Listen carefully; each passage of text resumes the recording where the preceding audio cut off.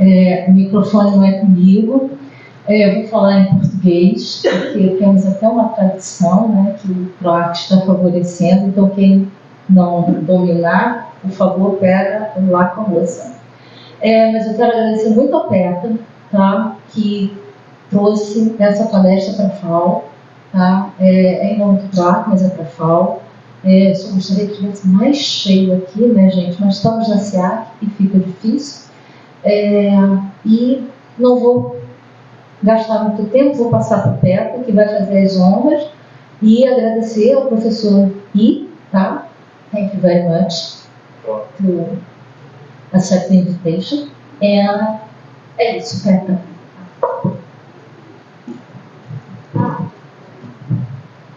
Depois a palestra vai estar disponível no YouTube do PROAC, tá, gente? Então a gente vai divulgar nas redes e aí poderão ver lá, tá? Obrigado, Andrea. I'm going to actually speak in English, so our illustrious guests can hear us properly.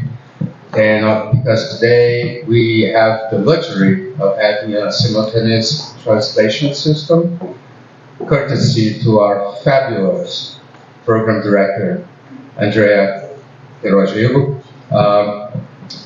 This is an event of the lecture series of 2025 of PROAC, as you said.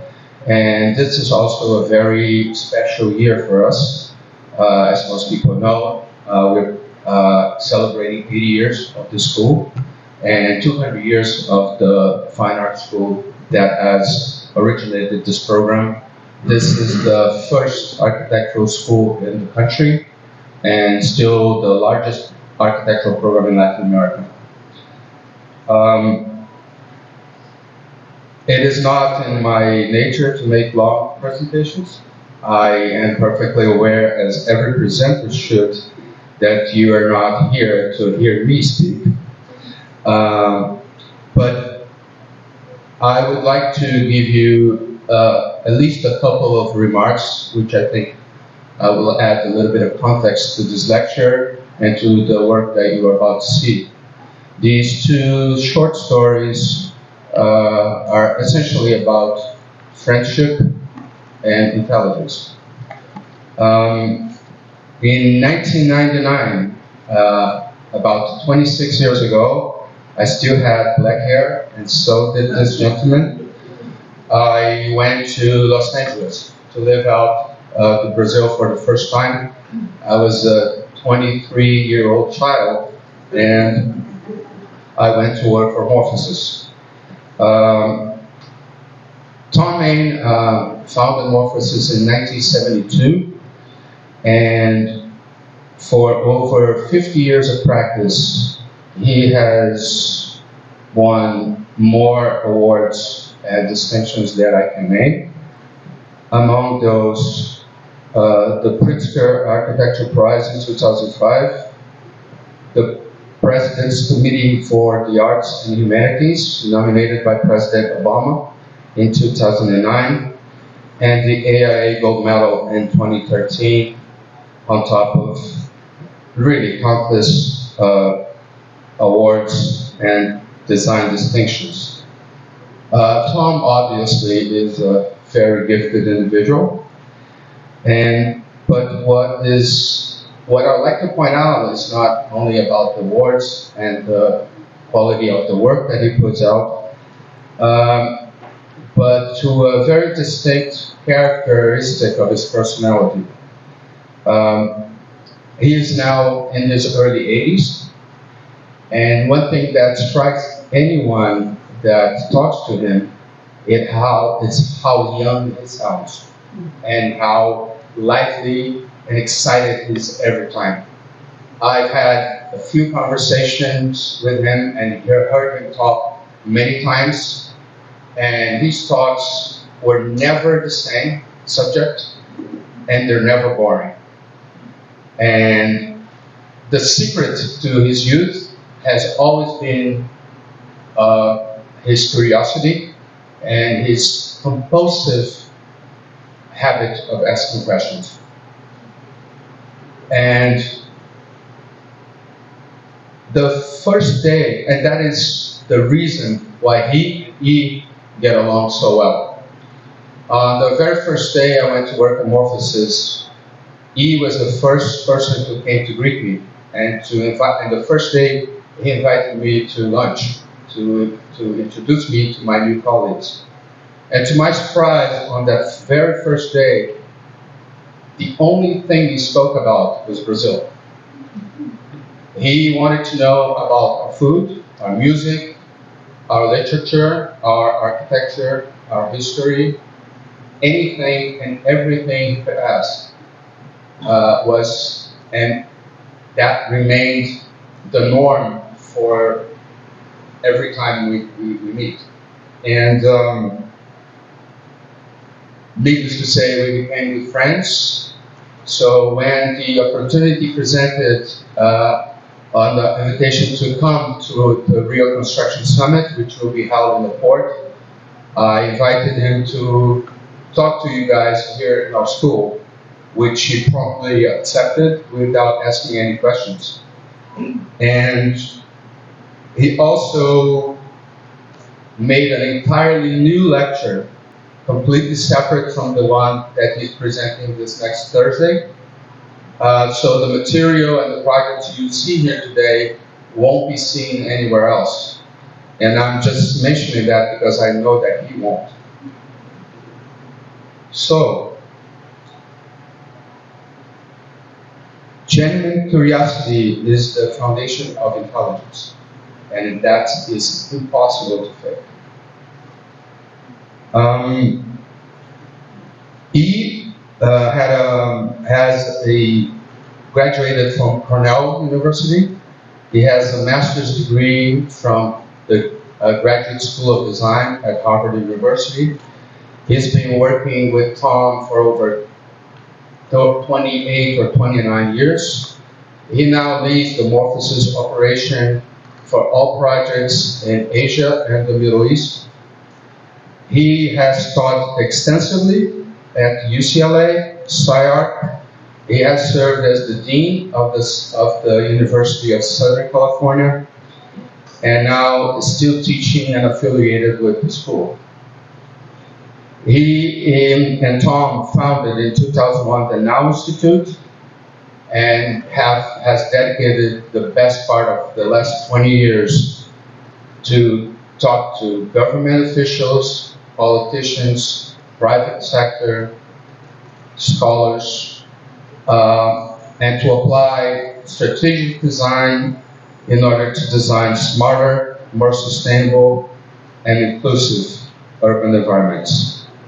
So you are entitled to ask, is it possible to have such a broad range of successful endeavors inside of architecture? Well, I won't lie, that has many skills involved and a tremendous amount of effort. But I'm going to be very daring here and summarize that all of these things kind of hinges upon one very essential feature, which is his exceptional quality for listening. So, welcome our friend, Eui Sung-Yi, to our school.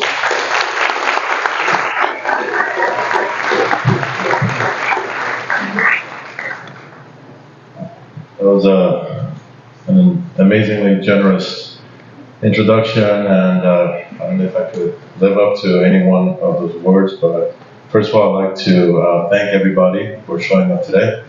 I'd like to thank the Dean and the Directors and the Vice Dean, and of course Qatar, this incredible university to get me in here. This is my third time in Rio de Janeiro. The first time with Qatar was about 19 to 20 years ago when I came down to interview for this project called the 100 Buildings Every Student Should Know. And the project involved going around the world asking all the famous living architects what are their first 100 buildings they would tell students to do. So the first person we ended up meeting to ask this question was your esteemed alumni, Oscar Niemeyer.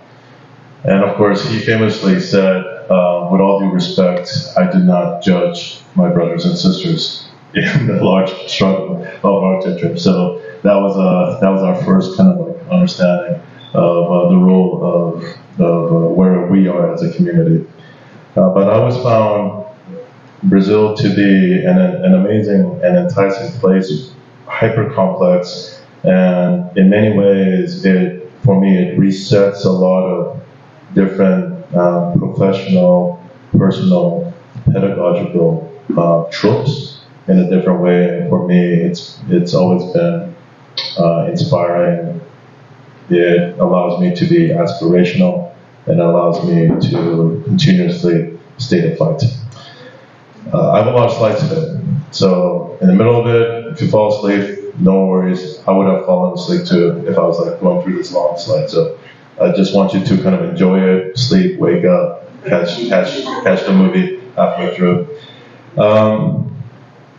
I want to start off with this title, Research is Practice. So what is research? Research is what we do on this site called the Now Institute. It is slightly different from the professional side, but in the end, I will tell you as like a punchline of a comedy, of a joke, how research has completely saved our practice, and I'll try to wrap that up at the end. So I run both of those names. So the umbrella name is Morphosis, 1972, almost over 50 years old. And then as a subset of that is a research, more community social impact agenda called the Now Institute, urban focus, more social, political, demographic focused.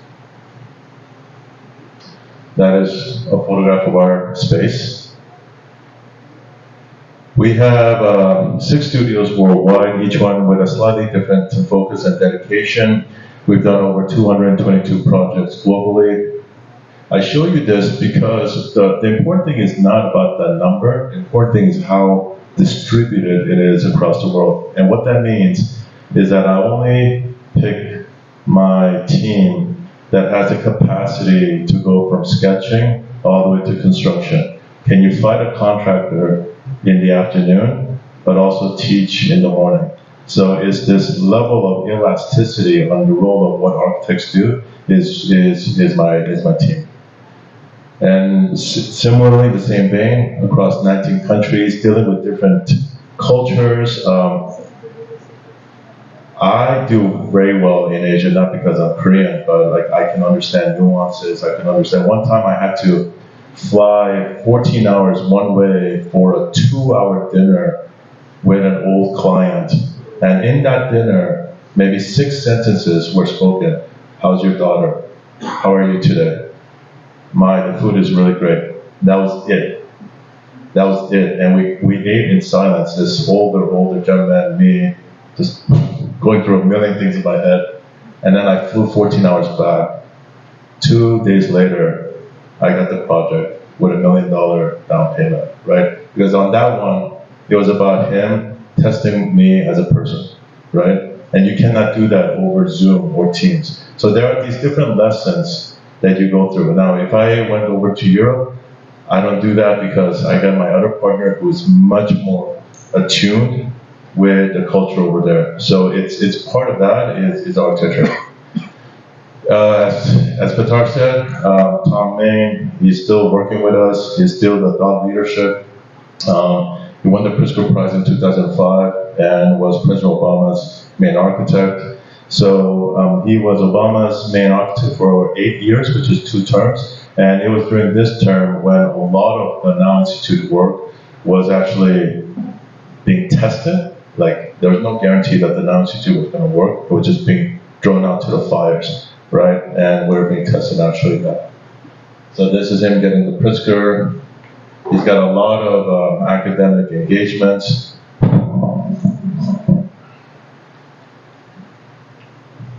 So these are the 4 leaders that have taken over. I deal with Asia and the Middle East, or as a joke, where there's no white Caucasians. So the rest of the world is where I'm dealing with. We love making models. We love making models for one very simple reason. And this is a controversial position in Los Angeles. Who here, raise your hand, and this is not a right or wrong answer, who here thinks that there is the final media or medium of architecture? Do you think that architecture ultimately needs to be built? And we as a humans, we experience spatially? Or do you think architecture can reside equally as a provocative piece of writing, as a provocative drawing, or built? Is it equal like that, or do you feel there's a hierarchy of expression and ultimate resolution? Who feels like it has to be built? Oh, 1/3. You're almost the same ratio as LA. This is interesting. This is interesting. Then is it fair for me, because I'm going to be on that side of construction, is it fair for me to say, is it like reading sheet music versus actually listening to the music being played? Is it similar to reading a recipe versus somebody actually cooking the food? This is where I'm going to get at, because I feel there's an empirical engagement with architecture that is a meta layer above and beyond the intellectual discourse of it being represented on paper or as a drawing. So this is just my position. It doesn't have to be the right position, but I want you to know where I'm coming from. So I'm coming from the fact that I'm going to train everyone at Morpheus, every one of you when you graduate, from being a young person, drawing bathroom details, all the way to construction. Because for us, it has to be built. So this is our position. So I'm going to focus on the Now Institute work, but I thought for a lot of you who might not be too familiar with Morpheus works, I'm going to give you maybe about 6 different architectural buildings that we've done. So one of the more significant buildings is this government building called the San Francisco Federal Building. And it was a large sustainable building in the US government. And the reason why this is important was we felt that the government should not be conservative. It should actually be the leader in terms of thought processing. Who's heard of LEED? LEED in terms of the sustainability grading system. LEED. Okay. LEED was launched in 2002. We did this building as an idea in 1998. So 4 years before LEED. And you can see how this is like the south side, which is this stainless steel mesh. This is the tallest US government building with no air conditioning, all natural ventilation. This is the south face. This is the north face, because obviously there's no heat coming in from the north face. I know this is the opposite from here in Brazil, right? We were using basically the German system of a 20-meter width. The 20-meter width has a cross-sectional ratio of 4 meters high, so 1 to 5, right? 4 meters, 20 meters, right? That allows cross-ventilation, number 1. Number 2, it also allows natural daylight penetration. The big thing that we did here was that this entire building was all made out of concrete, white concrete, for thermal mass. This building at nighttime opens up all its windows to let the night cold air come in. And the night cold air of San Francisco is around 18 to 20 degrees Celsius, right? And then it cools it off. So by the time I come in the morning, it's like 20 degrees. The concrete is cold. And then by the time I finish, it warmed up to like 24, 26 degrees, right? And then cools all again. And this is how we don't do air conditioning. So this is the building as it is right now. And very controversial. Donald Trump hates this. This is all over CNN. In terms of his most hated building ever. So this building is now, so Donald Trump has now asked us, like, I get this direct White House mandate, like an official mandate, like you will design classical buildings, right? And, you know, I went to school in the 80s, so I can do classical buildings, like, clean. So it's like, all right, Donald, bring it on, I can do that, but this is right now the issue. So this is how the building looks in the skyline of San Francisco. On the commercial side, so I'm gonna technologically go around. On the commercial side, this is tall tower. This is the tallest detached core high-rise in the world. So this is 350 meters. I know that's not the tallest building. I said detached core. What does it mean? This is when I take the elevator and the core of the building and I put it outside of the building, which, by the way, SOM actually first began to do in the late 70s. And this building has this advantage of having this huge clearing, which is the Shenzhen University clearinghouse. So the building has an asymmetrical relationship to where the view is. And you could see clearly that basically the core is on the outside. Why do you do this? Why would you even do this? You do this because you want a complete clean floor plate. Why is that important? Because it depends on who your tenant profile is. They don't want other columns. They want basically flexibility of spaces. Is this more expensive? Yes. Would you be able to do this in the United States? No, because it's too expensive. But why do they do this in China? Because you see how it pinches at the very top? In China, you could actually have a 28-year-old billionaire who's got a staff of only 6 people, and he wants the ego of saying, I have an entire floor of a high-rise all to me, but it's only an office of 6 people. So he presses the elevator, he opens up, that whole floor is his. Okay? By tapering the building, I have different size floor plates to match each one of these tenants and their business profile. So this is actually now the side. The side is really, really tiny. The ground floor is completely porous. That was like one of the deals with the city. So even at nighttime when all the shops are closed, you can still walk through. And so this building is coming down and it's being kind of crumpled and wrinkled and made more complicated just to deal with a different set of scalar elements. So above the plinth, very simple, singular reading of it. So just as a series of diagrams, this is a typical tower, right? You have the core in the middle, right? You have the core in the middle, that means like all your rentable spaces is this donut, right? But what if you take that out? Then you got that entire floor plate that's clean. And then we start to shape it for all the other variables. And then that becomes now the resultant shape. That gap is 10 meters. So now we got now these 10-meter bridges. And these are these 10-meter bridges, right? So there's a journey of like, oh, I'm working, I need to go and get coffee downstairs, or I'm going to go to the toilet. You have this really interesting 10-meter walk that's, you're floating all over the city. It's a different transition and experience. So that's the bridge you're walking past. And by the time you get there, you have now these different variety of floor plates I told you about. So that's the big fat floor plate, right? Like a bank can come in there, a big company can come in there. And it's this one super clear space, no columns. But at the very, very top, you see how tiny that floor plate is? There is no way I could rent that floor in the United States. Like, people will laugh at me. Okay, it doesn't make sense from a business point of view. But that 28-year-old billionaire Chinese boy is going to love that building because that's going to be all his, right? And that's like that's the cultural differences right now I'm talking about. So this is all the buildings here, and then down at the plinth, it starts to fold and kind of wrinkle. And it starts to kind of dance and gestate so that it actually creates these, it starts to peel itself up and what I call the delamination of the tower as it crumples down, as if it's showing off all its interior layers and it's exposing them. And then you go inside and that becomes now like the shopping mall. And then it becomes now like this really kind of clean, simple, commercial space.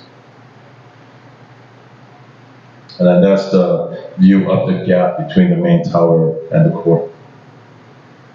And that's the core.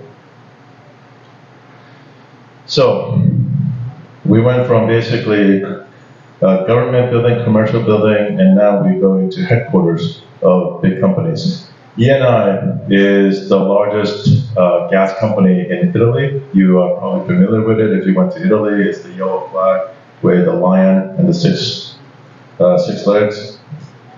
And they wanted a corporate research center. And this is a town called San Donatello outside of Milano. And they've historically developed this whole town. And they asked us to do a village within the village. And so it was really, they wanted their own notion of a piazza, so we did this piazza. They wanted the building to be didactic. They wanted the building to somehow be expressive of their exploration.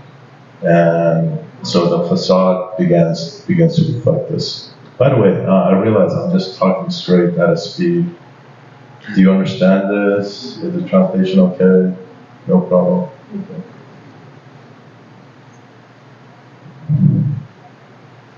So these are now the two arms of the two different divisions of the Eni building. You can see it's a very, very simple diagram. But once you go inside, they wanted this kind of dynamic environment that not only consists of the public spaces that a traditional piazza would actually involve, but a series of localized nodal spaces where different groups of people can gather. They would have a different type of engagement with the facade. At this time, the building was being really driven by hyper-sustainability modes, and in this case, we like to use passive systems. We don't like to use too much active machines and equipment. I like to use passive, which means I like to block the sun and the heat outside the building before they come in. Because once the heat comes in, I mean, the general rule of thumb for all the students here is that if I have a glass building, if I put brise-soleil outside, which of course in Brazil you have this incredible heritage of doing, you block 70% of the heat on the outside before it enters the building. If you just put like a curtain on the inside of your building, 70% goes in and you only block 30%. So it's best as an advantage from a cooling point of view on the outside. The disadvantage, maintenance, a little bit more construction on the outside. But it gives you an excuse to actually express for your client what they really want to do. So you have these different departments, and they wanted this much more dynamic interconnection between the departments to create more of a fluid working ecosystem. And so these striations were actually taken from geological readings of their scientists as they're doing boring tests, right? And we took one of these samples and we started to like reanalyze them and then transport them to the architecture. So these are some of the inside, and this is actually one of the buildings at the corner. So this is the largest project on Italian soil. Not our project, just the largest project in Italy. So we just finished this. If that was big, this is small. This is about 10,000 square meters. So this is the Orange County Museum of Art. And in Los Angeles, before you go into cities, you have these big areas called counties. So counties. So each county has like one major museum.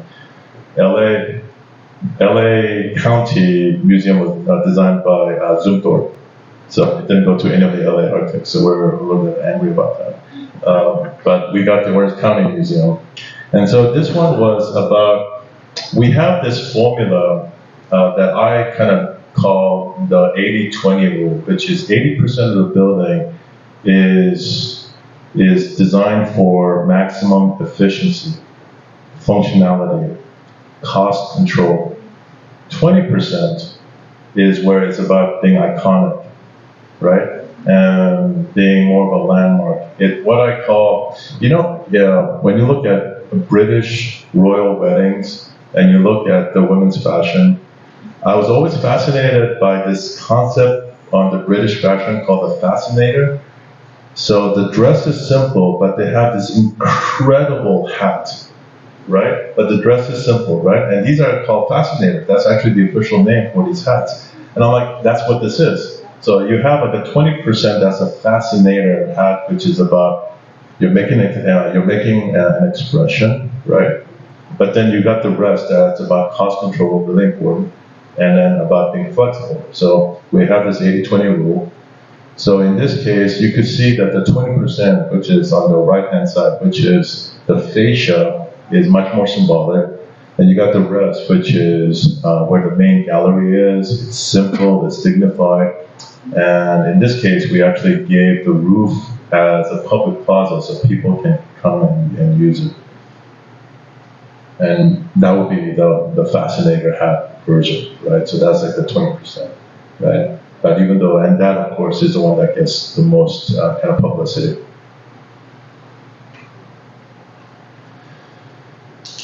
Going back to government, I started you off with the US government.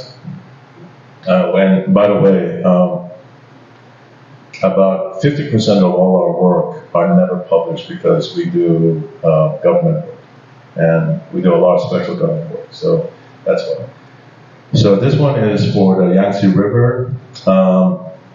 Xi Jinping wanted a whole new generation of conference centers that would be worthy to host the next G7 or G20 conferences, right, at that level. And so, I don't know why they call us, but we were up against Jean Nouvel. This is another like cultural story. I was up against Jean Nouvel's office, and the Chinese team said, you have to respond, not a day earlier and not a day later. You have to respond that you're interested on December 25th, right? Obviously, what that date is. Not yet. Not a problem for me, right? I'll actually take 5 minutes from my Christmas day to write you an email. This was a test. The French team refused to work on December 25th. I took 5 minutes after I brushed my teeth to write this email. And I got the product, right? Cultural nuances, right? So are you gonna do it from, if you're the French team, are you gonna say it's like, no, I'm gonna honor my time here? Or because the Chinese don't do Christmas other than a commercial holiday, are you going to now see it from their side? So again, this is not a right or wrong answer. It's something for you to kind of chew on, right? Because you're going to be running a lot into these type of nuances, right? It's like at what level is the needle of principle and value moving? Again, I'm not telling you to do what I do, okay? Because I got a lot of flack from my team for even writing that 5-minute email on Christmas Day. But I got you the product, right? So this is it's 170,000 square meters of all conference spaces, largest titanium roof. I didn't want to use titanium. I didn't want to use the money on titanium. I think there was like a construction guy who had some sort of special deal with the government people, so he insisted that they use titanium. And it had to do with like that hotel was a single loaded corridor, meaning it's only facing the river, but it's only for government officials. And in the end, it ended up being very useful. And right now we're waiting for it to still be used by the G7 and the G20 once global politics kind of settles down, and maybe that's in 3 or 4 years. But so this is the inside, because the contractor really wanted to use metal all over the place. Another little project. This is the largest net zero building in New York.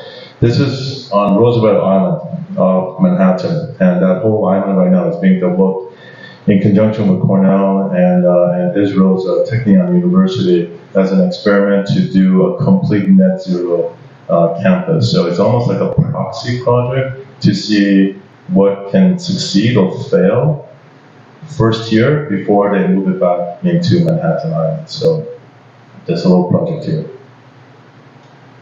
This project is probably regarded as our most kind of the purest idea of what Tom wanted to do in terms of architecture blending into urbanism. We've always been interested in kind of recalibrating the relationship between building, urbanism, landscape urbanism, the role of, or the proliferation or the infusion of landscape botanical ecosystems mixing in with buildings. So here, this was actually the research, it began as like the largest research building for the largest pharmaceutical company in China.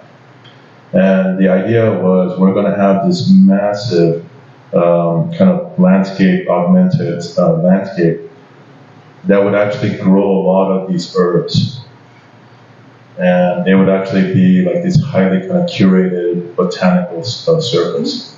And then because this was China, they wanted something a little bit more symbolic. So that the grape that's a dragon drinking from the lake, right? This is the larger narrative. So there's a dragon drinking from the lake. That lake is artificial. We made that lake.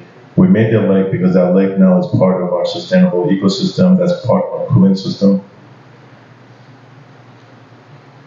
So that's the dragon. And the great thing about having this landscape is that the building changes, right? It flower blooms, and as it metamorphosizes, it creates now a whole new different type of blurring. Where's architecture and where's landscape? And I think for us, we're very much interested in these type of projects that kind of ask questions, and we look for opportunities to somehow generate this in the hopes that this is actually a microcosm of something much larger in urbanism. Another corporate building in terms of like a headquarter is this one in Korea called Cologne. Cologne, that word stands for Korean nylon. It is the largest company that makes all your fabrics that you wear for Nike and for Louis Vuitton. You guys know Louis Vuitton uses a vegan leather. You guys know that, right? Louis Vuitton does not use real leather. All that vegan leather comes from Cologne, but they cannot say that. But I just told you. So inside the atrium, each one of these diamonds, oh, by the way, these guys also make 80% of, every time now you touch a seatbelt in your car or like an airbag, it comes from these guys. So they wanted this big atrium to be kind of like this formal social mixer. So this, the client said, this chairman, he's actually a really funny guy. He goes like, listen, Mr. E, I got a bunch of like nerdy scientists. They never go out, right? They're like really, really shy. And then I have a whole bunch of like cool fashion designers on one side. I need them to mix. Okay? So by mixing, we're gonna have the synergy. So he wanted the synergy space, which was this and all these other support spaces. So literally, if that cross section, the blue and the orange is where the lab is, the photograph on the right hand side, right? And then the blue is a social mixing space on the left hand side. And the idea is that each one of these diamonds, even though they're all colored white, is actually a different fabric that they make for like Nike, Louis Vuitton, and all these other kind of athletic wear. They support all the golf wears. So it's each one of those panels is a different fabric.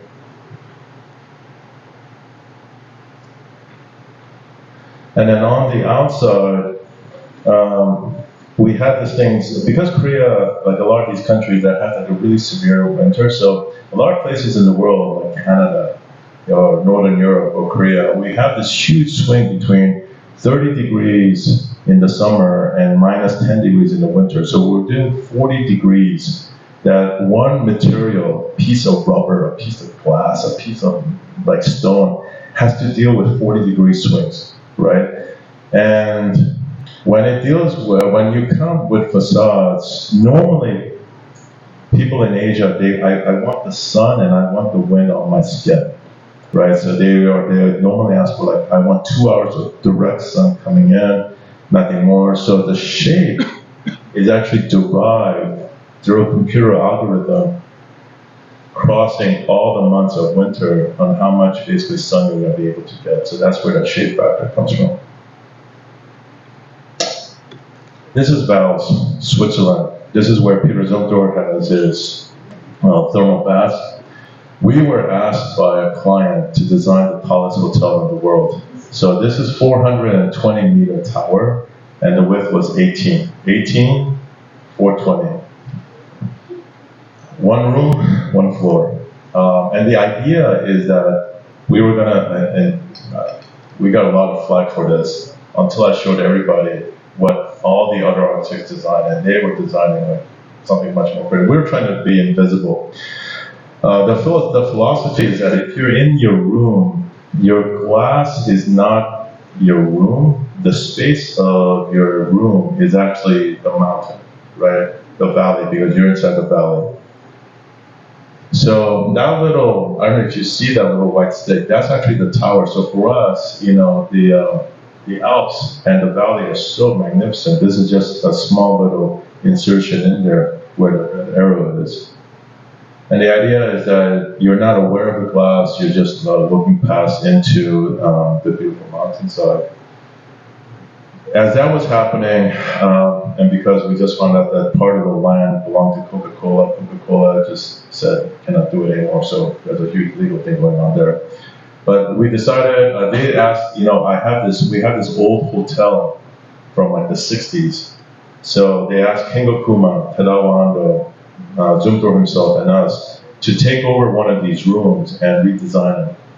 And so it's called the House of the Architects. You could actually go there. These rooms are tiny, tiny. Okay. So we did the drop off, but then we also did this one room. So for us, we did these two rooms. There's a wooden one, which is on the upper left corner, the stone one. All the stone comes from the very famous Val stones that you get from that area. And for us, it was about celebrating what normally you would actually kind of hide away, but actually making it into a moment of spectacle, sexuality and sensuality. So that's our project there.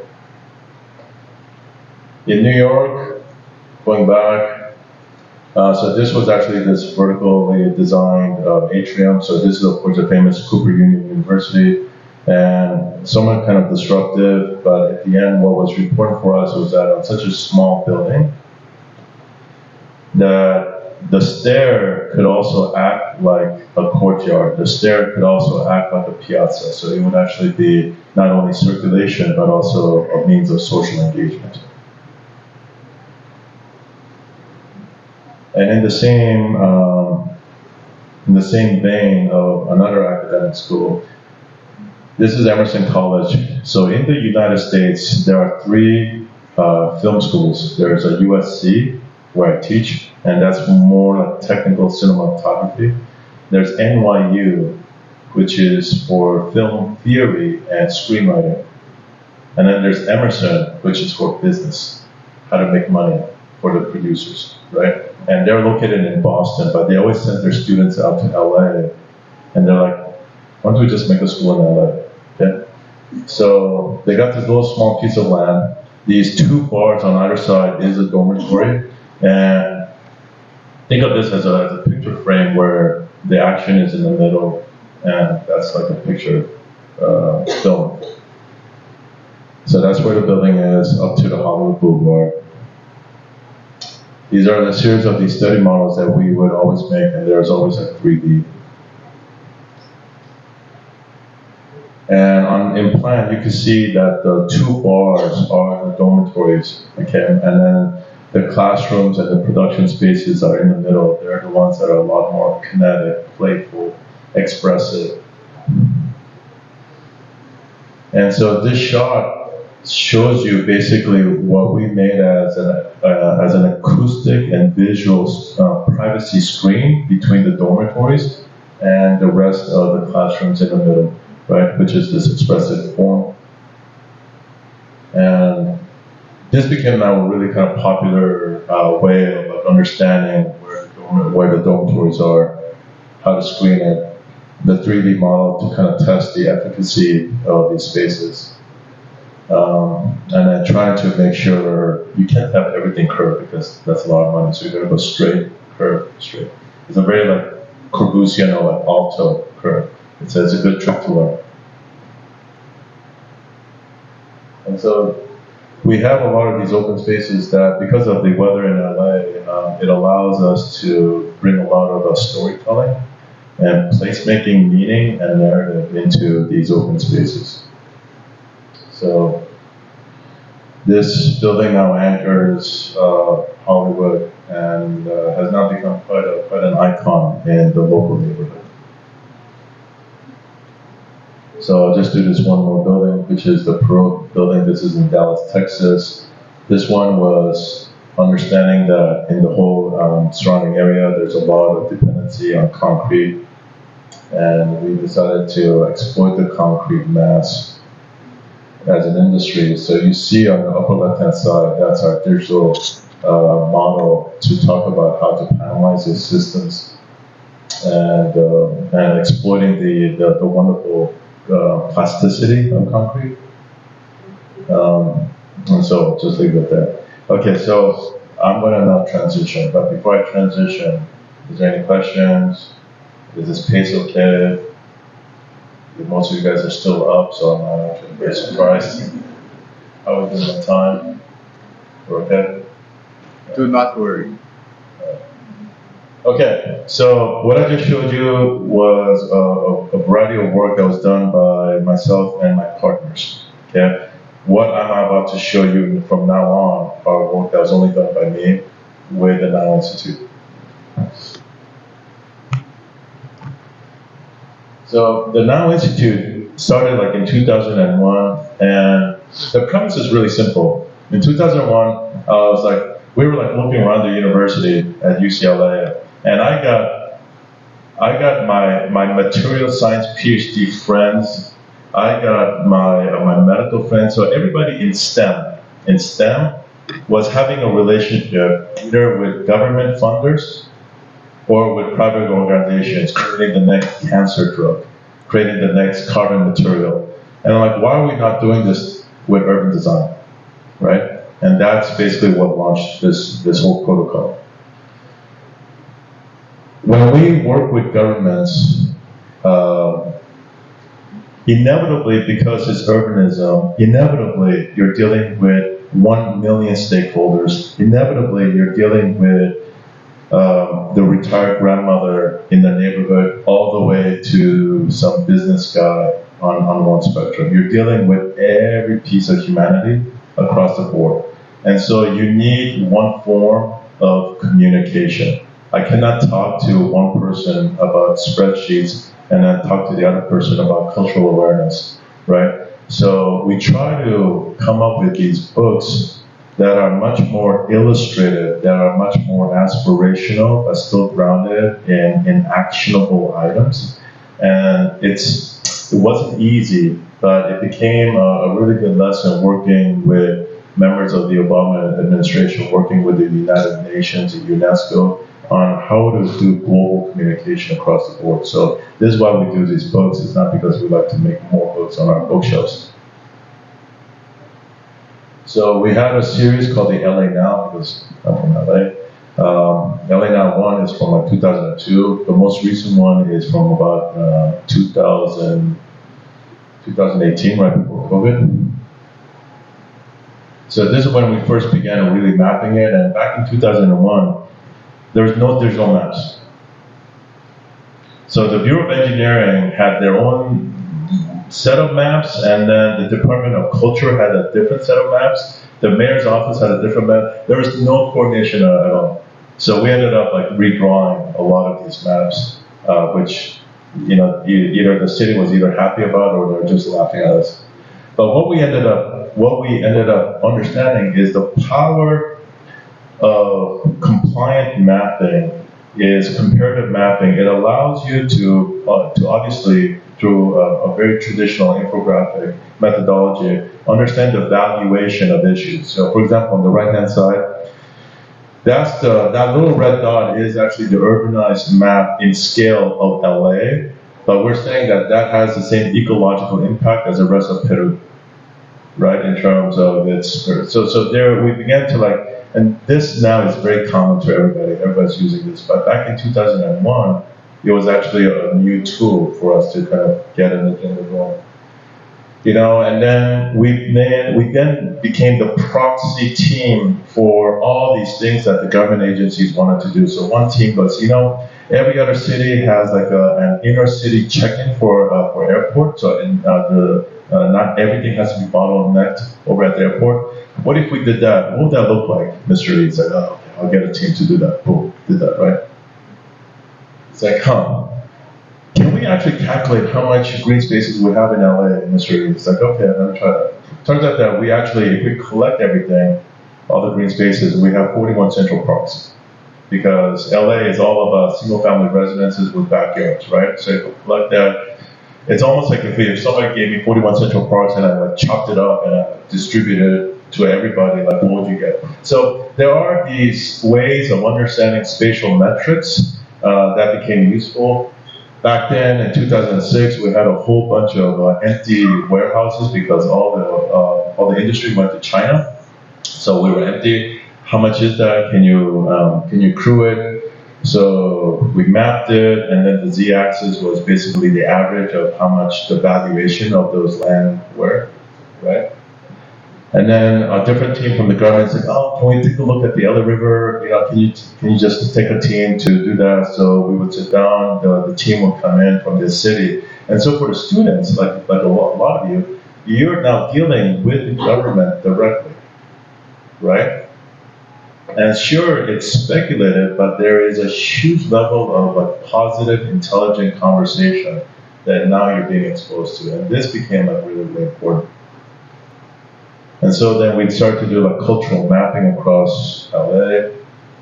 And then now the press started to understand us and we started to get awards. And so the first thing we did was in New Orleans now. So in New Orleans, huge hurricane, Katrina, came in. You see where the yellow is? The yellow is where it got flooded, the lower ninth ward. And so so they called us in, and the first thing we recommended, kind of like naively, is, why don't you just go up to a higher piece of land, right? It's like, so naive, right? So cliche. And they're like, no, we're not going to do that. We want to stay where we are, where we got flooded, which is the lower ninth ward, right? That area in yellow, no one should have lived there because that was wetlands. It's wetlands. It's ecological wetlands. But they wanted to stay because of heritage and legacy. So we said, okay. So if you want to keep on staying, and these are the different type of houses in that area. So you can see the house, by the way, called a shotgun house because of the plan. Like you open up the door, you shoot, and the bullet goes all the way through the back. That's what's called a shotgun house.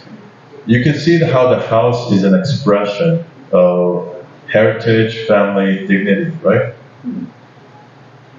And so what we ended up doing was we said, okay, how about this? We'll make you a Noah's Ark. We'll make your house that can float for 3 weeks, and you have full toilet use, full drinking water, full electricity, and you stay there. So just like a car chassis, we ended up making this chassis. But you could put any type of house style you want. It could be traditional, it could be modern, it doesn't really matter. It could be pink, it could be red. So we made this, and then shipped this, and then built it. So now this became the prototype for the lower ninth ward. So this is an example where if you do not have any sort of a systemic help in terms of top-down governance, then this is bottom-up locality, right, in terms of like technology, right? So this is now just simply responding to a problem. It floods, but they don't want to move, but it floods. And the hurricane comes in like a Swiss clock every 2.6 years, like clock. Right? And I'm like, okay, it's coming again. I know you just recovered your house, you just repaired it with all this money, and it's going to get destroyed again. Like, what are we going to do? Right? So these are, this is how we respond to real issues. So we went to Madrid. So now Madrid called, and in Madrid they were, at that time, in around 2007, they were in the middle of this huge urban plan called PAUs, PAUs, which were these bed cities for recently graduated demographics. So between the ages of maybe like 25 to like 32. So they wanted to consolidate all that. And they said, okay, can you take a look at this one area, these three spaces that we want to revitalize as like more green space access, more sustainability. At this time in 2007 and 8, what was happening all over the world for governments is everybody heard like all these like cool trendy stuff, right? But everybody was like afraid to actually take the first step, especially if you're a government agency, you're so burdened with bureaucracy. You got no money, right? You have no capacity to test anything. And so when a team like us comes in and says like, we're here, we can do whatever you want, right? We can test it, and I got all these engineers behind me, then it's a great like hallelujah moment, right? So that model was completely made by us for the city of Madrid. Okay, Madrid had no digital models, no 3D models, so we made that. And then this was three separate parks that was divided by a valley. If anybody been to Madrid, it's Rafael Maneo's train station, Atocha. So this was right behind Atocha station. There's a huge valley. People were dumping their garbage in it, and so the city wanted us to like re-stitch those parks, so which is what we did. And after we took care of them, the city said, okay, then there's a little piece of land. Why don't you start looking at that? And so this is our housing for the demographics of your age. And the idea was how to make this thing as sustainable as possible. And we looked at basically North African housing, so which has to do with self-shading, codependency in terms of microclimates, right? Much more of an efficiency in terms of how big somebody's bedroom or apartment should be at a certain age group, right? If you're like between 25 and let's say like 32. And so we created basically this matte building from like Team 10 matte building lineage, and then we kind of folded the ends, and then created this. So we have wind catchers, those chimneys. These long bars are like spoilers. They're like car spoilers. They're there to direct wind, right? So as the wind is being channeled across, it's drawing out the hot air from the courtyards. So you see that. You see those fins. Those fins are to direct wind. Okay? And you see the chimneys. They're there to basically extract the hot air.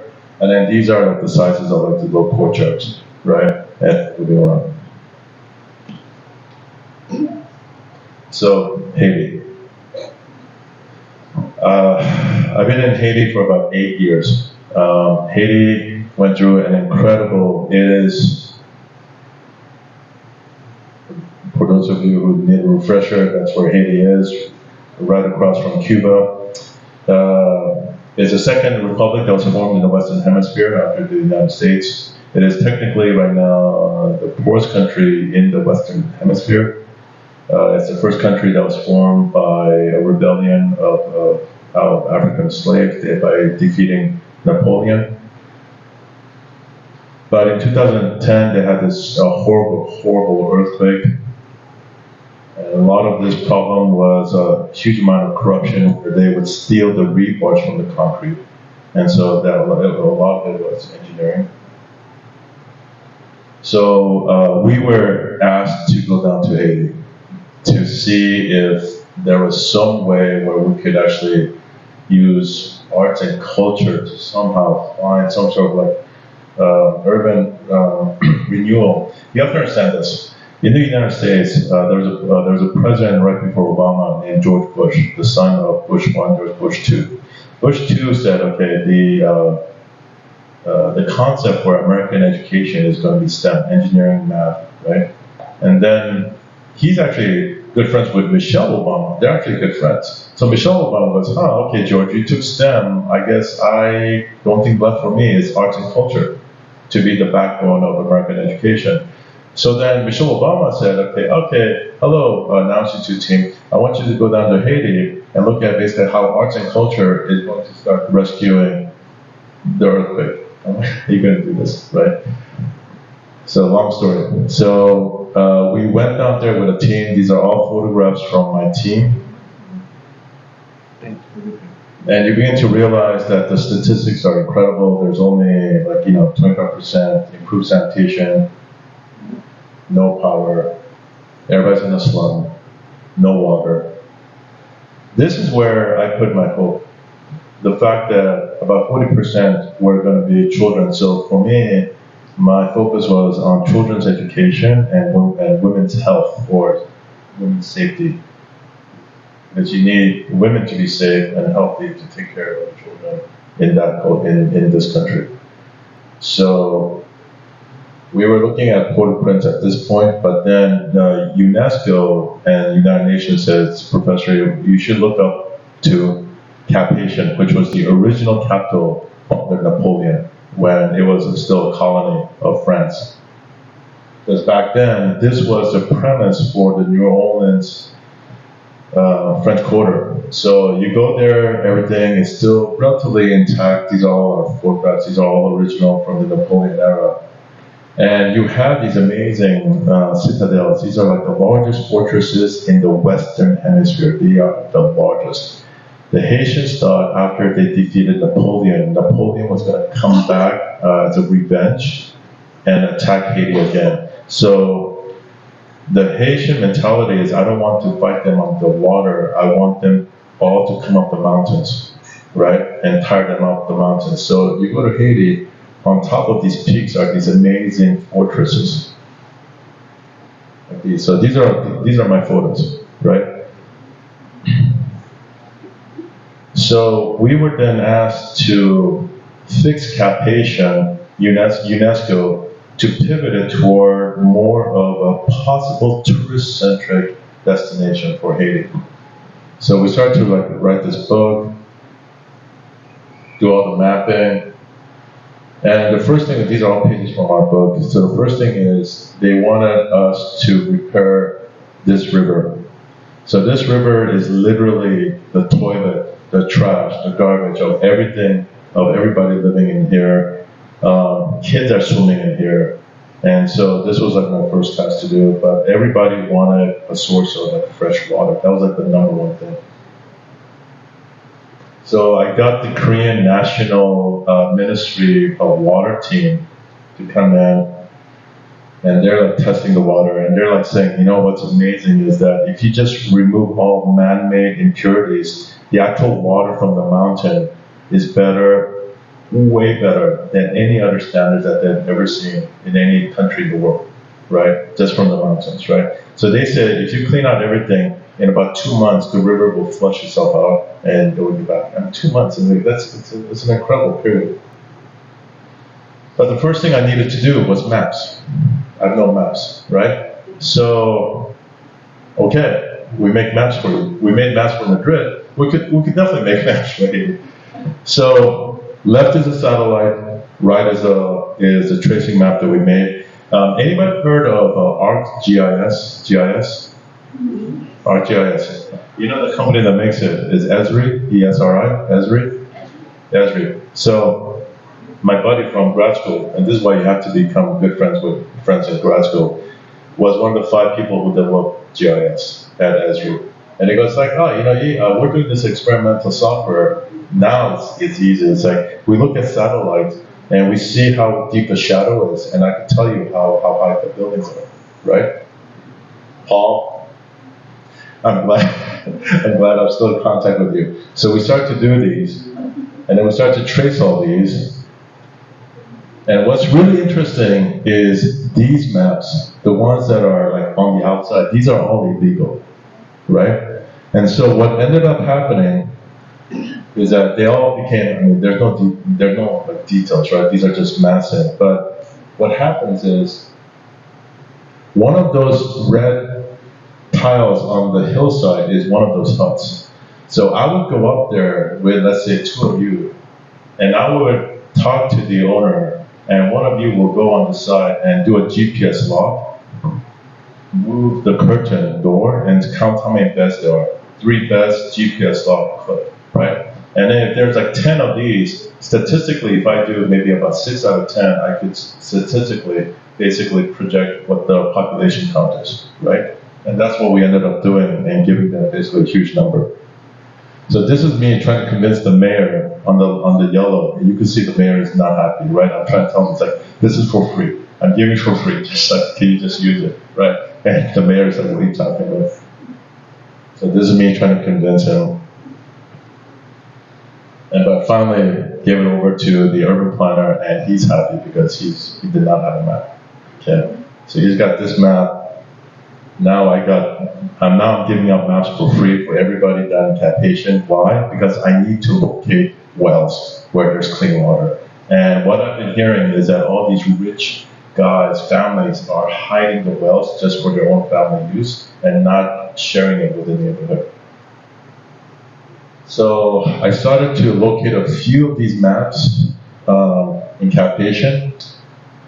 And then the Koreans say, you might want to try something, which is what we did in other countries. Give the kids a soccer ball. 1 soccer ball, 1 well.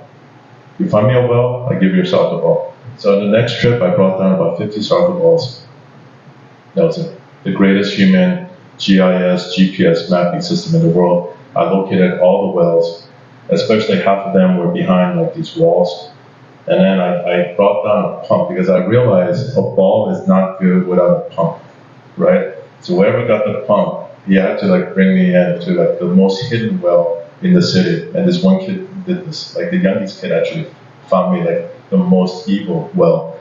And so he got the pump, so he became like super famous among his groups. And so we started to locate these, and unfortunately a lot of these things got mapped. At the same time, I was looking for information, and there's no information, so we ended up making this book. This is 730 pages, and it's not me writing this. This is me giving this as a platform for all the writers in Haiti, all the leadership who always wanted a platform, but who couldn't. So we did that, and then we finally came up with this idea of a life tree. And so this is the prime minister, the only woman prime minister Haiti ever had, so she totally endorsed it. And she said this, Mr. Yi, why don't you come to this park that I run called Parc Matissant. Parc Matissant, only women and children are allowed in here. This is where you have vegetable gardens. This is where you have children's library. This is where you have women's health clinics. The entire boundary is guarded by soldiers with guns. Why? Because everything I showed you in red, there are 3 most violent gangs in Haiti. By the way, it's the same gangs that have taken over Haiti right now that you see in the news. At that time, they were right there, right? And so the prime minister said, Mr. You want to make like a voice, you want to advocate for this life tree idea that you're going to take care of this thing, come to my park, and then we'll just demonstrate it for you. So he gave me 2 sites, and the whole idea about the life tree is really, really simple. I just wanted to give them clean water. So the Korean government basically erected this 10-meter water tower that from the 10 meters, the water would just be pushed through gravity through a fabric filter system that actually works really well. No technology. The problem with all these countries is that, let's say like the French government will come and say, don't worry about it, I'm going to give you reverse osmosis. Reverse osmosis, the most complicated system in the world, okay? Works beautifully. The water tastes great. Anybody, like half of all the bottled waters you drink right now in supermarkets are all reverse osmosis, right? Once it breaks, you call Paris. Paris, I got this little piece that's broken. Can you come over and send it over? Radio silent. No one's coming, okay? This system is a piece of fabric, special fabric. So we got that going, and at nighttime, I can mobilize all the children to come in because the children at nighttime, they have no electricity, right? So they're in their hot, dark rooms they cannot do the homework because there's no electricity except for like candles. They go out just to be, cooler, then the gangs get them, right? So I have to bring them in, and then we start to like give them like a teaching platform. This is the construction. So field test, May 2019, and everybody knows that date. That's COVID, right? I had no idea at that time COVID. I went for a field test. You see those two vertical creases. Those were wrong. Of course, it has to be flat. I said, and that's like Frederick Mangonez, who's my old architect. That's going to be flat. But unfortunately, after this, COVID came in. We couldn't fly in, and this is just like sitting there. I've yet to go back in. I was supposed to go back in, but the gangs took over. So this is inside that Park Montesan. That building on the left-hand side was another like ruin that we renovated and made that into a music school. And you could see in this photograph the outside world on the left-hand side and the protective oasis for children and women. And the idea was that here at the nighttime you'll always see the blue light. And the blue light will always signal you have clean water and you got safety and you got safety education.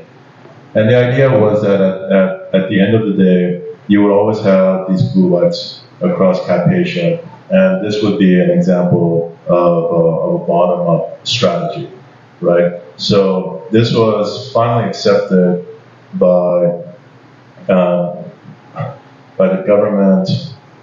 COVID came in, and the whole thing just kind of like stopped for a while. So right now, this thing technically on paper is alive, but I just got contacted 2 weeks ago, so I'm trying to make a debate as to whether or not I'm gonna go down there. Most people, all the Haitians are telling me not to go, so we'll see what happens.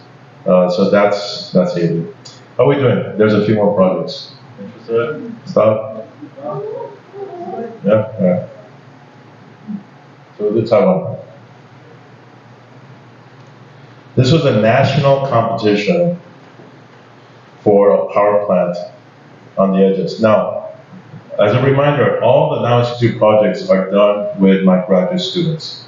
Okay, this is not promotions. This is with my graduate students. So this is you. This is you. Okay. So, 1987 shrimp. Okay, we're talking about shrimps here. Okay, 1987. You see the little red dot in the middle, that's Taiwan. They were still doing 80 million tons of shrimp. And by the way, the shrimp here, we're talking about black tiger shrimps. These are like the highest tier of shrimps, okay? Black tiger shrimps. And China, of course, because China being number big, was 150 million tons, but at least Taiwan had the number 2 share of global market. This is 87. 2017, 80% decrease in Taiwanese shrimp production, right? This is the upswing. So the competition site was that. Okay, that was a site. And then there was a whole bunch of like interesting, abandoned, like little parcels that I was really curious about because the profile of the parcels were irregular. And then when I did some more research, and this is where research comes in, I realized they were all ex-aquaculture farms. They were raising like tilapia, shrimp, right? Other seafood. It's like, this is it. So our proposal that ended up winning was a complex ecosystem that relied on returning the shrimp industry, realizing at the same time that shrimp fry, which is a word for baby shrimps, baby shrimps like the warm, hot temperature of the water that happens to be produced by the power plant. Okay? And that became synergistic. And so in this regard, we did a pretty comprehensive layout in terms of a larger maritime ecosystem that would actually kind of regulate the flow of raising shrimp, the flow of using the water as a coolant for the power plant. That became the big business model, right? And the shrimp fry also loves the mangroves. Okay, there's mangroves are like the magical superhero trees of the world. So mangroves basically kind of stabilize the whole ecosystem. And in the end, this was like these conceptual renderings of these traditional farmers with this weird silhouette of this power plant in the background, and the ecosystem above versus below, and proposing this and finally winning the competition. And this was a real competition. This was not an ideas competition, and it was at national level. So this is a model that we made.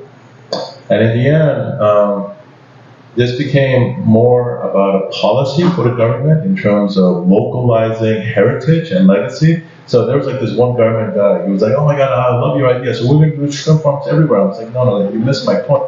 I only did shrimp because you guys had an aquaculture heritage fielded there. You go to like a mountain area, it might be like to pick a different type of fruit. I have no idea, but you have to localize it. You go, So there was this idea. So a lot of these, the red dots were now being proposed by the Taiwanese government. And we're saying, okay, wherever you go, you have to now just simply localize through research how to leverage and to advance the local economy. So that became like really important. So that was it. Wajima, this is right now a live project. Like right now, I'm in the middle of this, so maybe it's interesting for you. And after this, I'll show you the Neon. So that little dot is called Wajima. They had this huge earthquake a year and a half ago. The second biggest one after the huge one that you probably heard about from 10 years ago, Tohoku. And that little peninsula is where Wagyu beef, Japanese lacquer, Japanese sushi, all kind of originate from. That was on January 1st, 2024. That is the amount of aftershocks they had, all the little red dots. And so, I work right now then with the University of Hiroshima, the city, and the GIS analysis team. And my strategy now is how do we recover this? So, that's a city that just got destroyed with all the fire. These are pictures. So even like the first responder, like the fire station, even got destroyed. So the fire truck cannot even like leave.